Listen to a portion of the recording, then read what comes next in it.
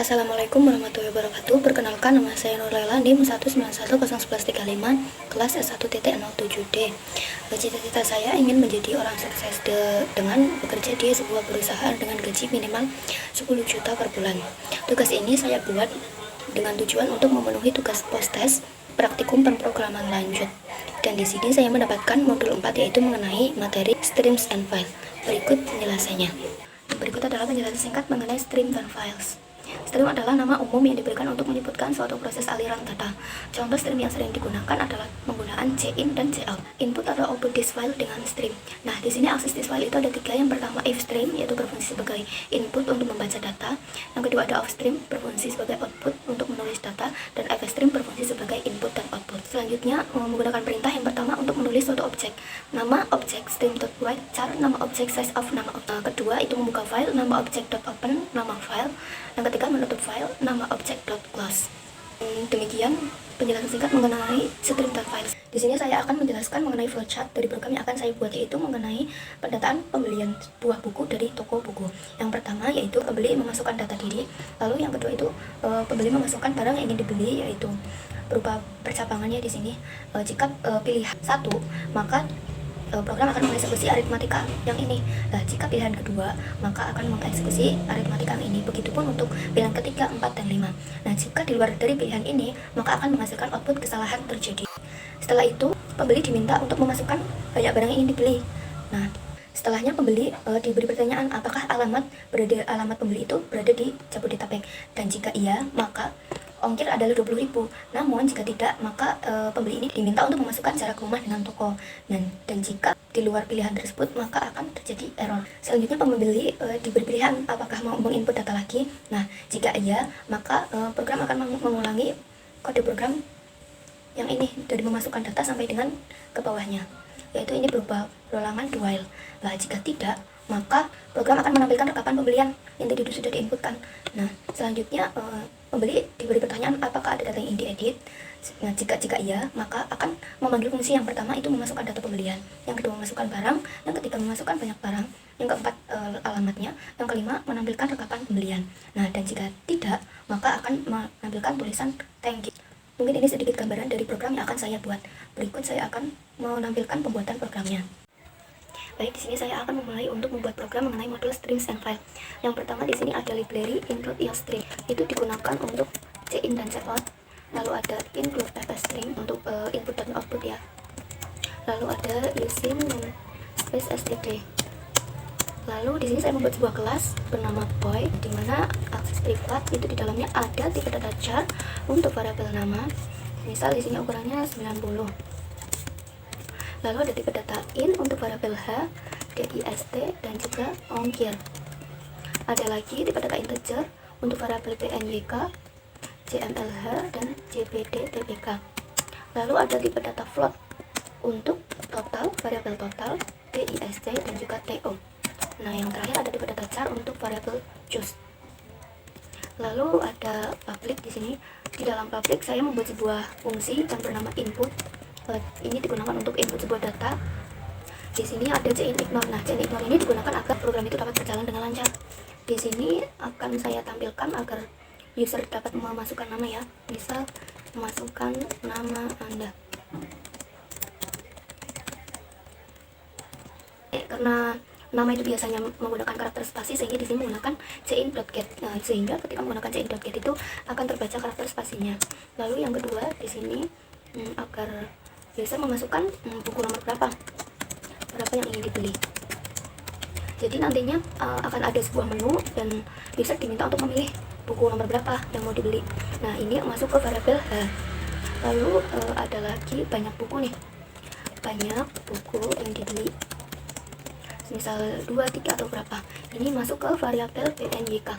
Nah, udah selesai. Saya membuat lagi sebuah fungsi yang bernama hasil. Nah, di fungsi hasil ini dia berupa percabangan if else. Yang pertama itu jika kondisi sama dengan 1, maka dia akan memproses sebuah aritmatika nih, jmlh atau jumlah itu banyak dikali harga buku. Nah, misal harga buku yang saya label itu 50.000. Lalu ada variabel DISC atau diskon, itu jumlah dikali 0,10 karena di sini diskonnya itu 10%. Nah, TO atau totalnya itu jumlah dikurangi diskon. Nah, untuk kondisi kedua itu sama saja ya, sehingga sini saya kopikan langsung kondisi if H sama dengan 2. Nah, di sini saya bedakan harganya saja. Misal di sini harganya 40.000. Nah, selanjutnya untuk kondisi ketiga if H sama dengan 3. Misal di sini saya memberi harga 30.000. Nah, kalau udah di sini ada jika kondisi lain nih di luar kondisi di atas, maka dia akan mengeluarkan sebuah inputan atau sebuah tulisan kesalahan terjadi. Nah, udah selesai. Lalu di sini saya membuat lagi sebuah fungsi yang bernama ongkir. Nah, di dalamnya ini itu digunakan untuk menghitung sebuah ongkir. Nah, di sini akan ada sebuah pernyataan, toko kami berada di Jakarta. Apakah jadi nanti di sini tuh jika alamat si pembeli ada di Jabodetabek, maka ongkir adalah 20.000. Namun jika tidak, maka akan diminta untuk memasukkan syaratnya. Apakah rumah Anda di Jabodetabek? Nah, ini akan masuk ke variabel choose. Nah, di sini jika kondisi choose itu sama dengan iya, akan mengeksekusi variabel ongkir itu 20.000 dan akan mengeluarkan sebuah tulisan ongkir adalah 20.000. Nah, jika kondisi lain, else if kondisinya itu tidak, choose sama dengan tidak, maka di sini akan diminta untuk memasukkan syarat. Nah, di sini akan masuk ke variabel dis atau distance jarak dan akan menghitung sebuah aritmatika untuk menghitung ongkir. Di sini semisal dis jarak itu dikali 5.000 itu per kilometernya semisal ya. Dan jika di luar kondisi di atas, maka akan menghasilkan tulisan error. Selanjutnya void output. Di sini saya membuat lagi. Selanjutnya saya membuat lagi sebuah fungsi yang bernama void output. Itu digunakan untuk menampilkan rekapan data yang sudah dimasukkan oleh user tadi. Yang pertama di sini cout itu nama dan dipanggil variabel nama. Karena di sini banyak, jadi saya langsung copy saja. Nah, yang kedua di sini itu ada barang dan akan memanggil variabel H. Lalu yang ketiga ada banyak barang, banyak akan memanggil variabel BNYK. Lalu ada variabel ada ongkir. Di sini akan memanggil variabel ongkir. Lalu ada diskon. Lalu ada total harga. Oh ya, di diskon ini dia memanggil variabel DISC. Nah, di total harga dia akan memanggil JMLH. Lalu yang terakhir di sini ada total bayar. Akan memanggil variabel total. Nah, untuk variabel total ini di sini ada sebuah aritmatika untuk menghitung variabel total ya. Di mana total itu TO dijumlah dengan ongkir. Nah, di sini dia dipanggil. Masuk ke program utama, inline. Nah, di program utama ini nantinya akan ada sebuah menu. Ini menunya ya. Langsung saya copy untuk mempersingkat waktu. Jadi di sini ada 3 buah karya Boy Chandra yang sedang diskon. Yang pertama di sini didefinisikan dulu ya. Objek dari sebuah kelas tadi yang bernama Boy itu BY, lalu objek dari alpha stringnya itu AB. Dan di sini ada variable char untuk tipe data choose. Lalu ada integer nilai D itu sama dengan 1 dan nilai B sama dengan 1. Nah, lalu kemudian string untuk variabel masuk. String ini berupa karakter. Lalu di sini akan membuka sebuah file .txt-nya ya. Lalu di sini akan membuka sebuah file .txt dengan menggunakan fungsi open. Di sini misal saya memberi nama file txt-nya posttest.txt. Nah, kemudian di sini ada mode bin itu dibuka untuk dibaca dan ada iOS binary. Itu dibuka dalam mode binar. Nah, lalu selanjutnya di sini ada hubungannya nih dengan yang C-Interfigure lain tadi, itu digunakan untuk memberi sebuah jeda ya, sehingga nanti program dapat berjalan dengan lancar. Nah, di sini akan ada sebuah perulangan do while. Di sini akan memanggil sebuah fungsi input, lalu memanggil lagi sebuah fungsi ongkir, panggil lagi sebuah fungsi hasil. Nah, lalu di sini ditulis nih ketika sudah diinputkan, nanti data-datanya dia akan ditulis dengan menggunakan fungsi write. Nah, ini format penulisannya seperti ini ya, char, asterisk, lalu ada nama objek, itu b, nama objeknya ya tadi, lalu size of nama objek. Nah, seperti ini. Cout. Nah, di sini diberi pilihan nih, user mau input data lagi atau tidak gitu. Input data lagi, iya atau tidak, yes or no. Nah, nanti dia akan masuk ke variabel choose ya. Di sini while jika kondisinya choose itu sama dengan iya. Sama dengan iya. Nah, lalu ini ab.sikkg itu digunakan untuk meletakkan pointer di awal ya. Nah, seperti ini. Lalu ab.read itu digunakan untuk membaca sebuah file yang tadi ini ya.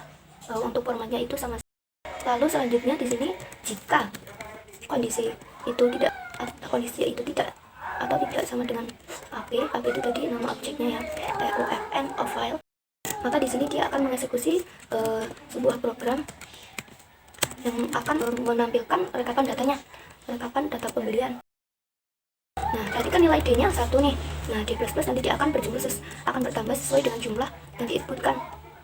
Nah, dia langsung memanggil nih, d.output memanggil fungsi outputnya. Lalu di sini dia dibaca menggunakan fungsi read. Seperti ini. Lalu selanjutnya tutup aksesnya ab.close menggunakan fungsi close. Lalu di sini saya memberikan sebuah jarak. Lalu di sini user diberi pilihan nih, apakah ada data yang diedit. Lalu di sini akan masuk ke variabel masuk. Nah, di sini sebuah percabangan if else, di mana if jika masuk itu sama dengan y, maka di sini dia akan mengeksekusi atau membuka sebuah file.txt menggunakan fungsi open ya. Open seperti yang tadi yang di atas seperti ini. Nah, nih langsung kopas saja. Hanya saja di sini dia dihilangkan ini nih, menulis di akhir, karena nanti dia nggak bisa menginputkan. Ketika user menginputkan data lagi, nanti tidak terbaca di sini, sehingga yang mode bit app yang tadi itu kita hapus. Kalau di sini urutannya kita juga ganti ya. Itu pertama in dulu, itu dibuka untuk ditulis, lalu dibuka untuk dibaca, dan dibuka dengan mode biner.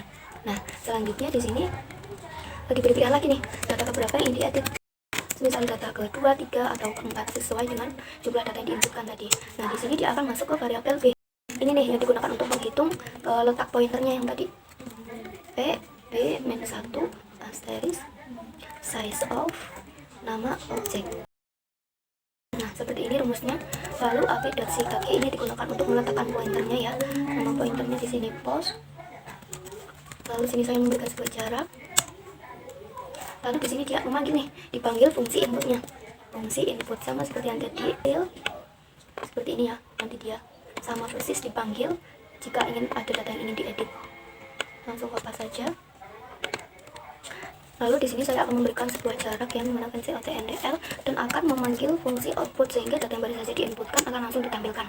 Nah, di sini data yang baru diinputkan akan langsung ditulis nih ke file txt-nya dengan fungsi write.